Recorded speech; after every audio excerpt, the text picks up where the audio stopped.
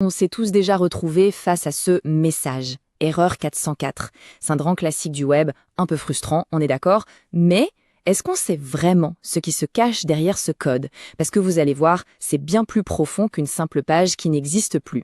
Allez, on décortique ça ensemble. La vraie question, elle est là.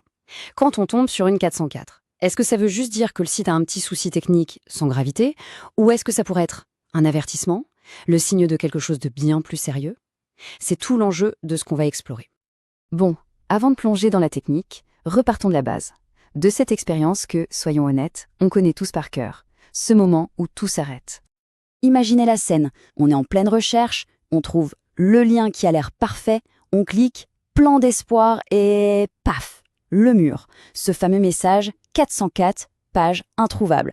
C'est sans doute l'un des messages les plus célèbres d'Internet, mais aussi l'un des plus mal interprétés. On pense tout de suite que le site est planté, mais en réalité c'est un peu plus subtil que ça.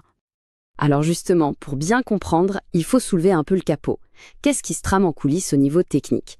Que veut dire ce fameux code 404 que le serveur nous envoie?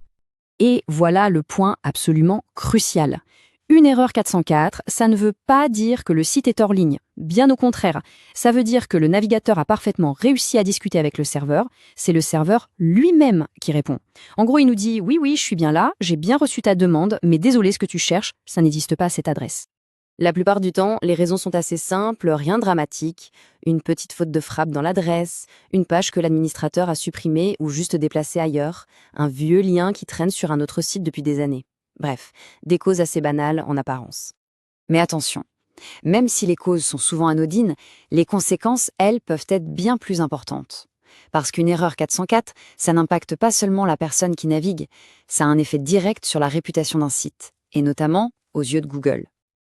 Là, la comparaison est sans appel. D'un côté, on a un site qui accumule les 404, ça frustre les gens, ça donne une image peu fiable, et forcément Google n'aime pas ça du tout, ce qui plombe le référencement.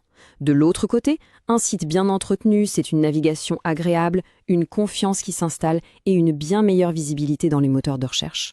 Et c'est là que les choses deviennent vraiment intéressantes, parce que cet impact, il ne s'arrête pas à la simple frustration ou au classement Google. Derrière cette petite erreur se cache parfois un risque que peu de gens imaginent. On entre maintenant dans la face cachée de l'erreur 404. Ce qui est un simple désagrément pour la plupart d'entre nous peut en fait devenir un outil redoutable entre de mauvaises mains. Pour un attaquant, une erreur 404, ce n'est pas un cul-de-sac. C'est une mine d'informations. En essayant méthodiquement des adresses comme site.com/admin ou site.com/config, la différence entre une réponse 404, qui veut dire « ça n'existe pas », et une autre erreur, comme une 403, qui veut dire « ça existe, mais tu n'as pas le droit d'y accéder », leur permet de dessiner une carte de la structure cachée du site. C'est du repérage pur et simple pour dénicher des failles de sécurité. Bon, alors face à ces risques, que fait-on? L'idée, ce n'est pas de paniquer à chaque 404. C'est plutôt de la voir pour ce qu'elle est vraiment. Un signal important, qui doit être géré avec intelligence. Heureusement, il existe des bonnes pratiques. D'abord, au lieu d'une page d'erreur technique et froide, on peut créer une page 404 personnalisée qui aide à se réorienter. Ensuite, il est crucial de ne jamais y afficher d'infos techniques sensibles.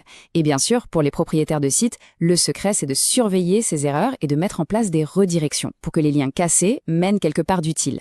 C'est comme ça qu'on transforme un problème en une solution. Donc, pour résumer, la prochaine fois que le fameux 404 page introuvable s'affichera, la perspective ne sera plus tout à fait la même. Voilà ce qu'il faut retenir. Ce n'est pas juste une absence, c'est un signal. Un signal pour la personne qui navigue qu'un lien est cassé.